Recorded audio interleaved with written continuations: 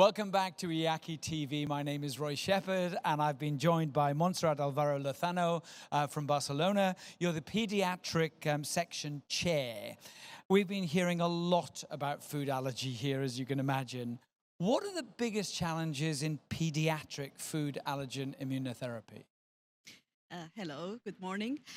The problem, I'll start with the beginning. There are many food allergic children who have the risk of anaphylaxis and of dying, so we must find a solution.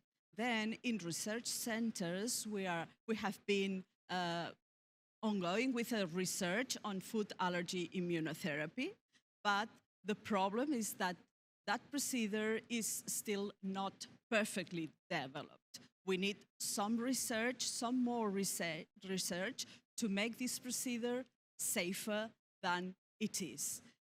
Anyway, at the moment, we have had a lot of success with our children, the children who have been under oral immunotherapy for food allergy. So I think this is a very promising treatment, but we have to do more research on it. So the challenges will be to more research to get the procedure safer. All right, so what are the most important efforts of the section towards implementation?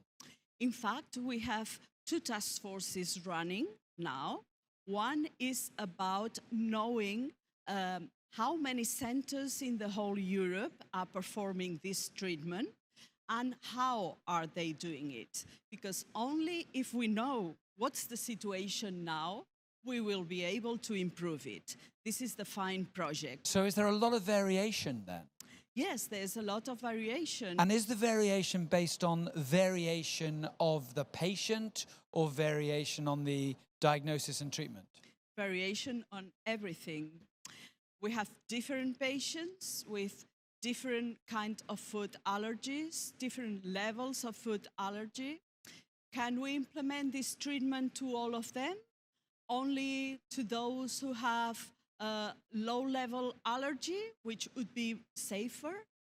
No, we don't think so, because probably the ones who most deserve are the ones who have a high-level allergy and who are going to have, for sure, more anaphylaxis. So this is one thing. In some centers, they only perform it with low-level allergy.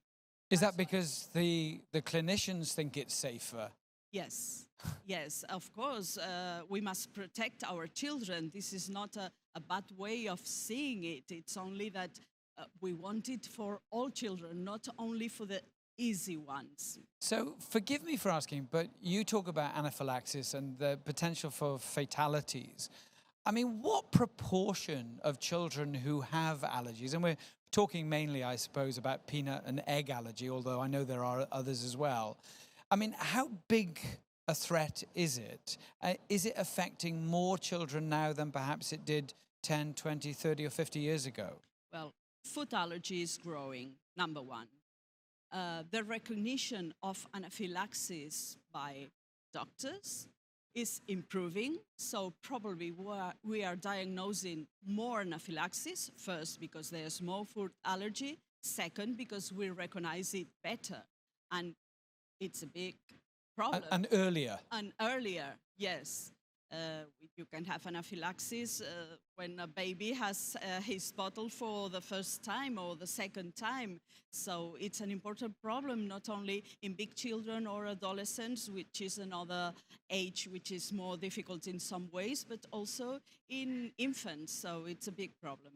So what would you say are the most interesting recent developments? Well, the recent developments are trying to improve safety with this procedure, with different kinds of oral immunotherapy. Maybe we started with unheated food, then now we are doing some studies with heated food, even with raw or cooked food? Raw or cooked food, but it's different how food is cooked.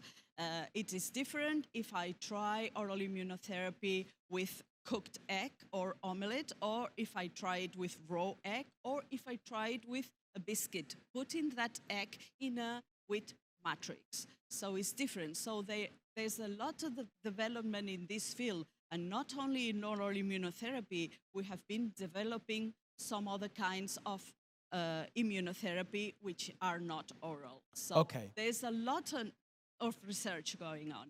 What are the contraindications of food allergy immunotherapy treatment in children? In fact, we cannot put on oral immunotherapy a child who has a non-controlled severe asthma, because it will be difficult to achieve the goal of tolerance, number one, or desensitization, which both are different, as having an uncontrolled and severe asthma has this child in risk all the time of having a bronchospasm.